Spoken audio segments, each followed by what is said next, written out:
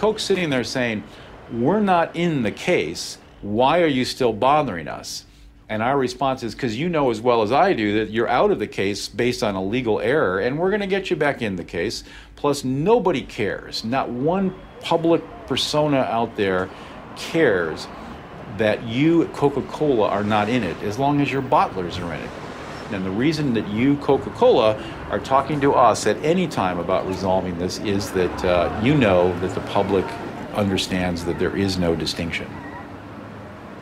Well, we had a meeting a couple weeks ago in Washington. Coke called the meeting. They called Terry, a guy named Ed Potter, he's a director of global relations for Coca-Cola. He's known Terry for years. And Ed called Terry and said, you know what? We think we can reach a settlement in this Coke case involving the malfeasance in Colombia. And the meeting didn't go well. Essentially, they offered us the same thing they offered us last year, which was, it was insulting. They said because these plaintiffs are Colombian, we have to give a discount. We have to discount the monetary value of their claim because they're Colombian opposed to American. So whereas this case, if they were Americans, would be worth tens of millions of dollars, or $100 or million dollars or more, they said, okay, since they're Colombian, here's our offer. $1 million to be shared by everyone. So we decided after that meeting, because it went nowhere and because they really had nothing for us, we decided we have to escalate. And we're going to ratchet up the lawsuits. Wherever we see them committing violations, for example, in Turkey, we also know of a case in Guatemala, we're going to file those lawsuits. We're going to go after them. We're going to hold them responsible. If someone farts in another country, we're going to make them go and clean it up, you know.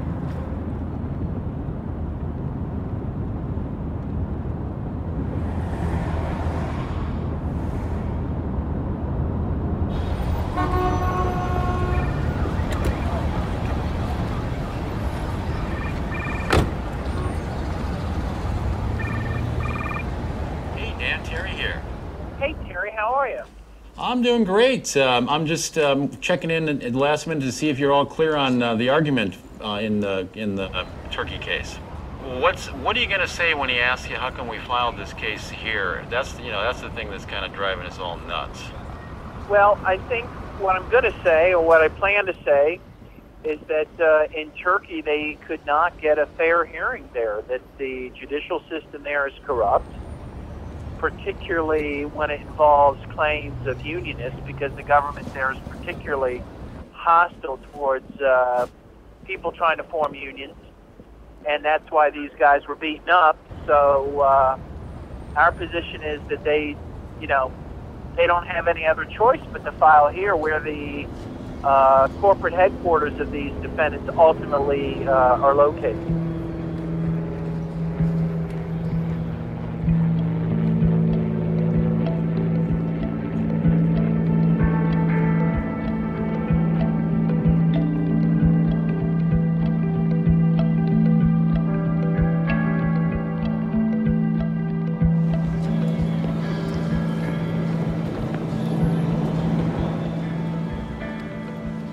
So it was kind of funny because afterwards, I felt like the Coke lawyers were kind of high-fiving, and they at least feigned that they felt they did well in there. But I actually thought the judge, I think what he was basically saying, what you were saying, Ivan, that he pointed out the weaknesses in our case, the form nonconvenience, that is, whether the case should be in Turkey rather than here. Right. But I think if we firm that up for him, and I think we can do that, I think we have an in. I think we're okay. Yeah, listen, you just have to protect the judge here. He's told you what his issues are. Once we can show him that this is a form, he knows he has the case. And then for Coke, it might not be as laughable as they think it is.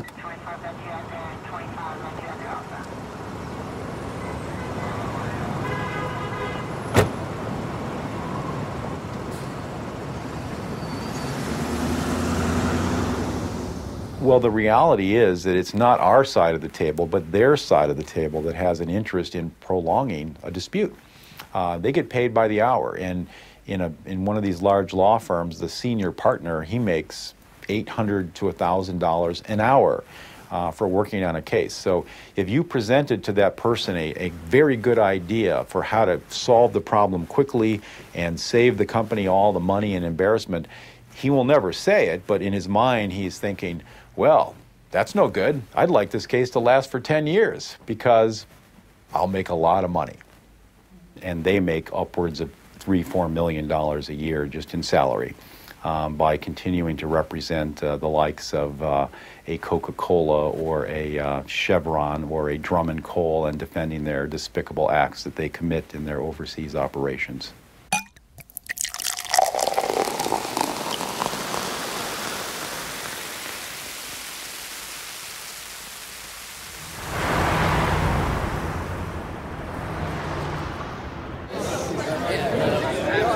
Coca Cola.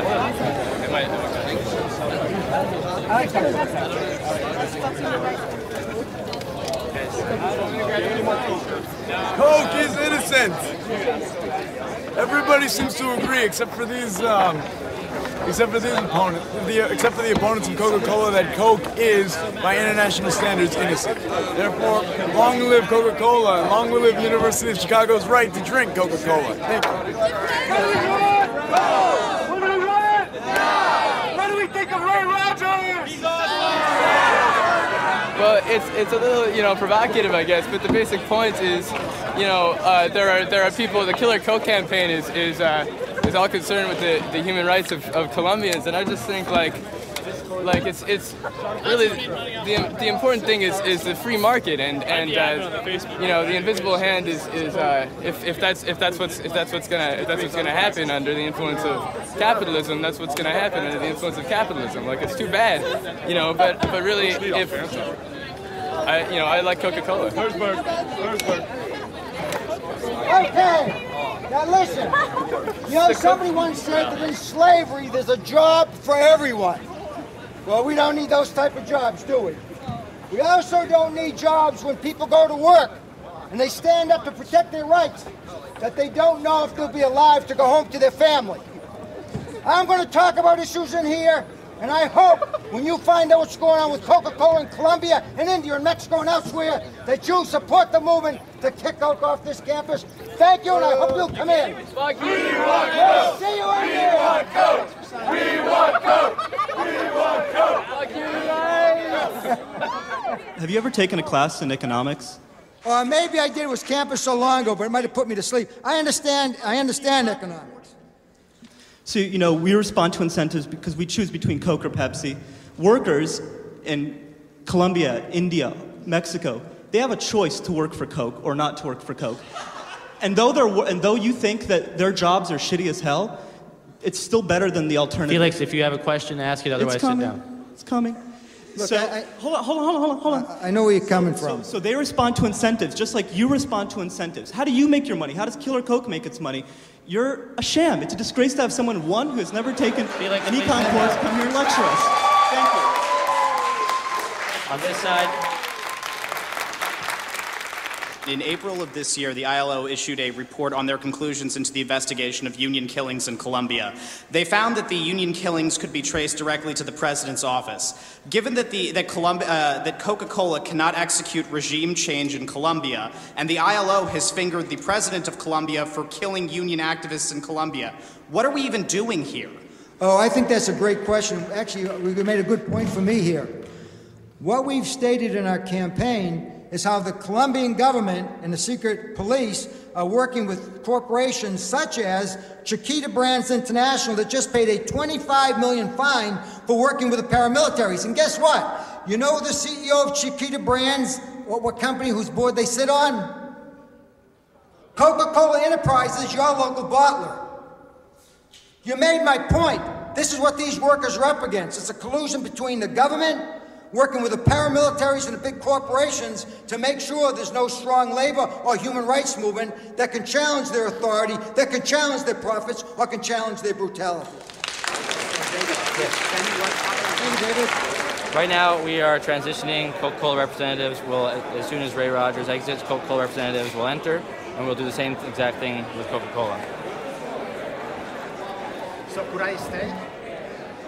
No, I'm sorry, you can't stay. Coca-Cola requested that they not be filmed because they didn't get the correct permissions. So we're